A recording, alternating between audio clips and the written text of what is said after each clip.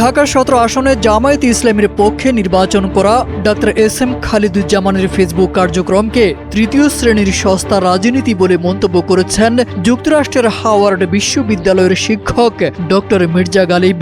এ নিয়ে সামাজিক যোগাযোগ মাধ্যমে শুরু হয়েছে আলোচনা সমালোচনা। ডাক্তার খালিদুজ্জামানের ভাইরাল হওয়া একটি পোস্টের ফটো কার্ডে তার সঙ্গে জামায়াত নেতৃত্বাধীন 11 দলীয় ঐক্যের রাষ্ট্রপতি প্রার্থী কর্নেল অবসরপ্রাপ্ত অলি আহমেদ এবং বিএনপির রাষ্ট্রপতি প্রার্থী মির্জা ফখরুল ইসলাম আলমগীরের ছবি রয়েছে। সেখানে ডাক্তার খালিদুজ্জামানের বক্তব্য তুলে ধরে বলা হয়, বাংলাদেশের রাষ্ট্রপতি নির্বাচনেই এবার প্রমাণ হবে কোন দল মুক্তিযুদ্ধের পক্ষে আর কোন দল মুক্তিযুদ্ধের বিপক্ষে।